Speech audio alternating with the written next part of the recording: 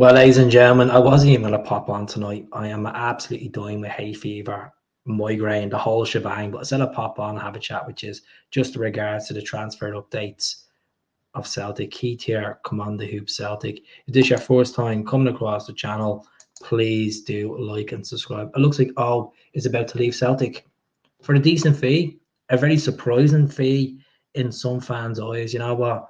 Take it and go. Bite the hand and go, because if we left later at Celtic, we're not paying enough game time since January, which Adamida came in the door. Last time he featured for Celtic was against Kilmarnock, that draw at Celtic Park. And this is his contract. You know, his contract's till 28. So this is why we're getting this lucrative offer. So the source was Sky Sports News. They broke it today that GENK are interested. GENK finished fourth in the Belgium Pro League. And this is not a bad fee. 4 million quid. It's meant to be believed to be 3.7 million with add-ons as well. At the end of the day, all wants to play first team football. He doesn't want to be third choice striker. The situation with Adamida, he has to go back to Norwich now after his holidays, and Norwich will sit down with him, and hopefully Celtic will put in an offer. And if it's a case that we do get this 4 million quid straight away, throw it towards Ida.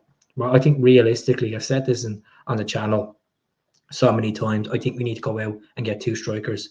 If I was Celtic, I'd put that money in Morosky and money that we've made for the Champions League, the 60 million, put it into Adamida as well. I think them 2 physical strikers, you know, domestically they go well. I think European, they'll have to learn. Obviously, the both of them are in their mid-20s as well. Edith's 23, Morosky's around 25. So I think it's a no-brainer. I think it's an absolute no-brainer to get these 2 strikers in if we can and move with it. Some people feel sorry for all because he hasn't got enough chances, but let's be honest, you're coming from the K-League.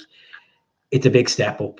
And it's the same situation with Yang and Kwan. I don't know where their Celtic careers are going to will go. Will they go back to the K-League? Will there be offers from some other European teams? Time will tell. But regards to Martin Dúbravka, he came out and spoke about his future. And he was asked by Record Sport, this particular edit here is from the Celta here. Basically came out and said, I'm aware there are rumours. Teammates ask me about it. Agents and people call me. If there's any truth to it, if there was some truth, there was a year ago, if you'll see. I stayed in Newcastle, so I'll take it. If there's no offer on the table, then absolutely there'll be no deal. I told my agents, if it was a concrete offer, then I would consider it. At the moment, if it's only at the stage of some noises. The situation with Newcastle is they're looking to sign Burnley keeper James Trafford for around 20 million. So that means Nick Pope would be second choice. Now, Nick Pope is in the England squad to play in the Euros. And Nick Pope was injured most of the season, and Dúbravka played 25 games for Newcastle. This is a guy that played over nearly 180 games for Newcastle over the last 5 years. He's 35 years of age. He's 1 year left in his deal. He's over 6'4". I think it's a no-brainer to get this guy in if we can't get the likes of Peter Vendal from Sparta Prague. He has experience. He doesn't look like a 35-year-old keeper. We signed Joe Hart at 34, and we got 3 years out of him. I think it's a short-term answer. We're also looking at a keeper from the Eredivisie called Etienne Vaessen. Now, Etienne Vaessen, the situation with him is he is 28 years of age.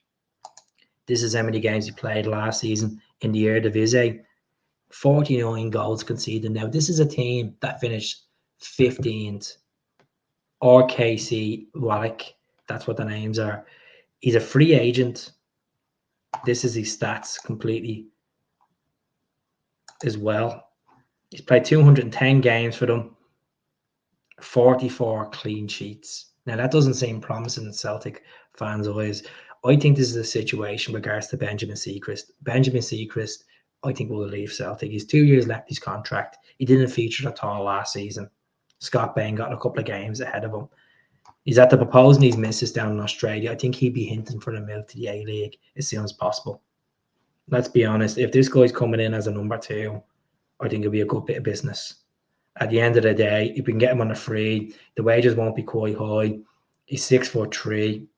It's a no-brainer. It's an absolute no-brainer to bring in another keeper to change the dynamic around. Obviously, we keep Scott Bain for the UEFA registration for the Champions League. If Benji wants to go and pursue his career down under, let him go. Let's get this guy in from the Eredivisie, and we get Martin Dúbravka as the #1 keeper if we can't get Vindal. If Celtic are just chasing this guy as a #1 choice, Etienne, I'd be absolutely raging. I think that is poor recruitment from Celtic if that's going to be the #1 choice from Joe Hart. I think it'd be absolutely ludicrous. If he's going to be the #2 choice, I'd be happy with that.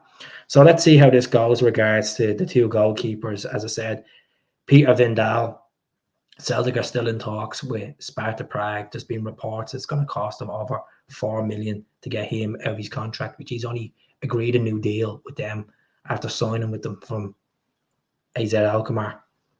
You know, he's on this multi-year contract. So if Sparta Prague, who had him on loan last season, are willing to take the $4 million or $4.5 million it is for the 26-year-old Danish keeper, why not? Time will come. At the end of the day, it's still early days. The window hasn't even officially opened in Scotland yet. It will open on the 4th of July. It's going to be a lot of talk. It's going to be a lot of players that will be coming and going. And that's the joys of football. We need to clear out the dead wood and bring in a bit of quality. If we're going to move forward with Brendan Rodgers, we need to bring in a bit of quality, a bit of experience as well. As I said, I'm all in for Dúbravka. I think it'd be good for us. You know, he's a Premier League goalkeeper.